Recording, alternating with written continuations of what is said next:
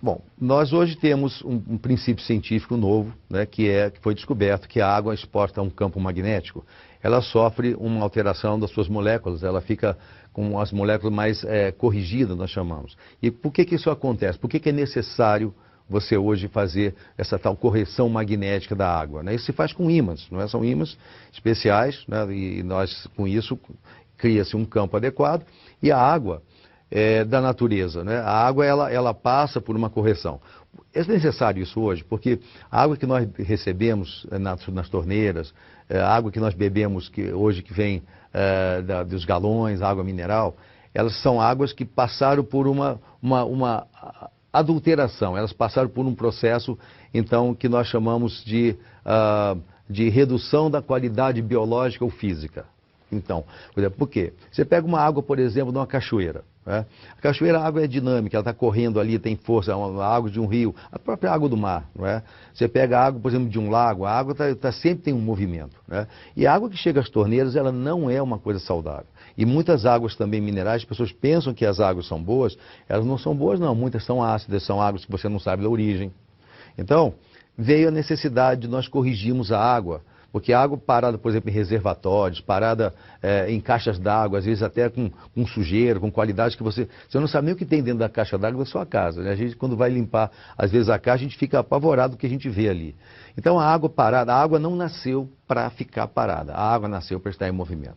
Então, com isso, ela começa a formar uma série de alterações que são macromoléculas. A molécula da água, ela tende a se juntar por causa da chamada ponte de hidrogênio. Isso é puramente científico, muito conhecido hoje em dia. Né? Então, ela forma como se fossem grumos moleculares, né? Chamada clusters.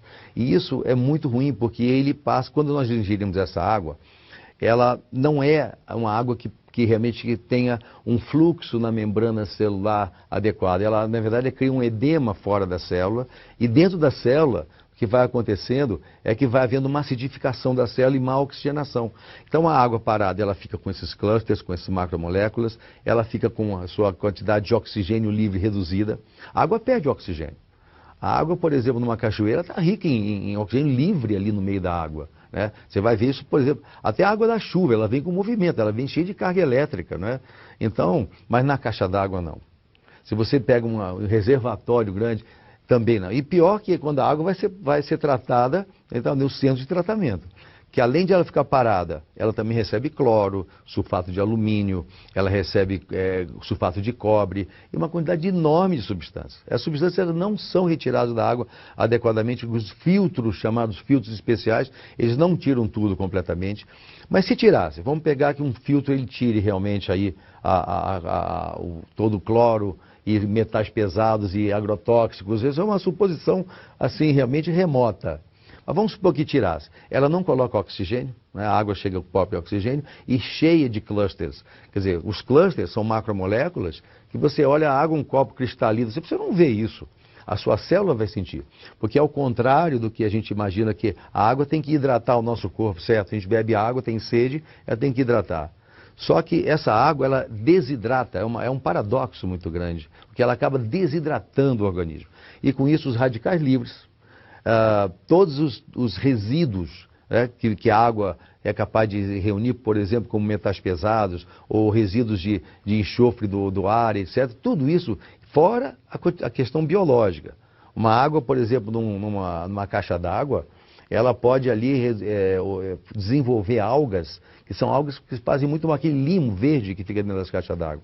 Então, hoje é necessário você fazer realmente a exposição da água a um campo magnético. Então, um campo, ele faz uma coisa chamada hidrólise da água, ela quebra as moléculas, macromoléculas, e aí ela passa a ser absorvida de forma adequada pelo poro da célula.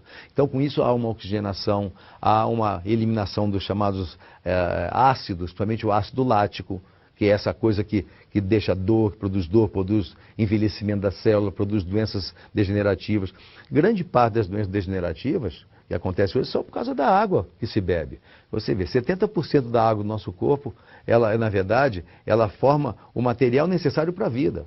70% a 75%, com a idade cai mais a isso, cai para 60% por aí. Né? Por quê?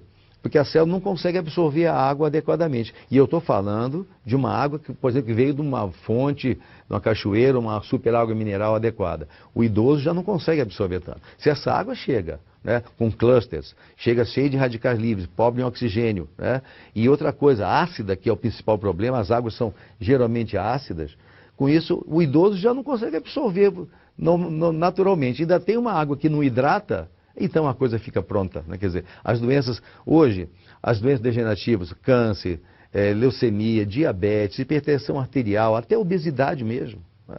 Essas coisas todas são produzidas pela água que se bebe. Então a gente não sabe realmente que veneno é esse que a gente coloca para dentro. Eu outro dia estava numa academia vendo os atletas ali bebendo água, né? A pessoa perdeu 1,5 litro, 2 litros de água ali, e depois ela foi lá beber água. E eu fiquei pensando, que água é aquela que aquele atleta está bebendo? Essa água não vai hidratá-lo. Por isso que a maior parte dos atletas e dos esportistas tem dores musculares, porque eles ficam